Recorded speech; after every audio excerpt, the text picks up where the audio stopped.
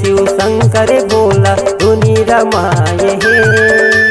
बोले बोले शिव शंकर भोला धुनी रमाए हे।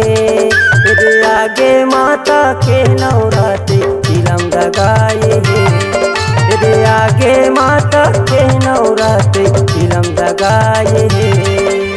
बोले बोले शिव शंकर भोला धुनी रमाए हे।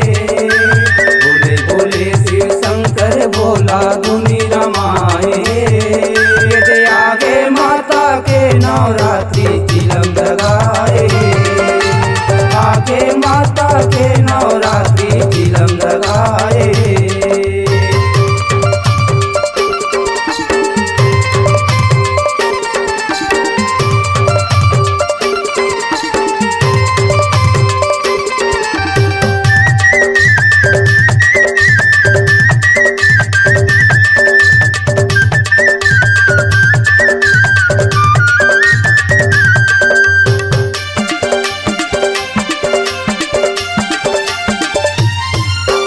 जपत निरंजन भोले शंकर आसन बनाए हैं।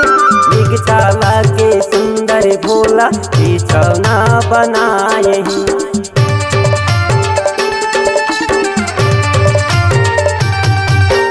जपत निरंजन भोले शंकर आसन बनाए हैं। निगचाला के सुंदर भोला बिछौना बनाए हैं। बिछाला के सुंदर भोला बिछौना बनाए। कैसे बतावा बोले कहानी त्रिशूल गड़ाए हे। कैसे बतावा बोले कहानी त्रिशूल गड़ाए। तेरे आगे माता के नवरात्रि चिलम लगाए हे। तेरे आगे माता के नवरात्रि चिलम लगाए हे।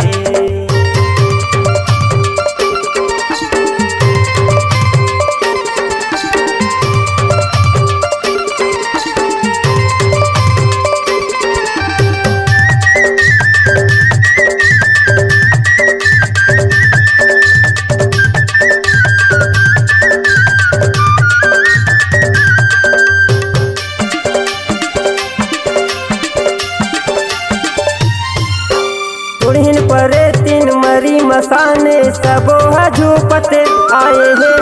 अजब कहानी भोले बाबा के बैहायो बैहाए हैं।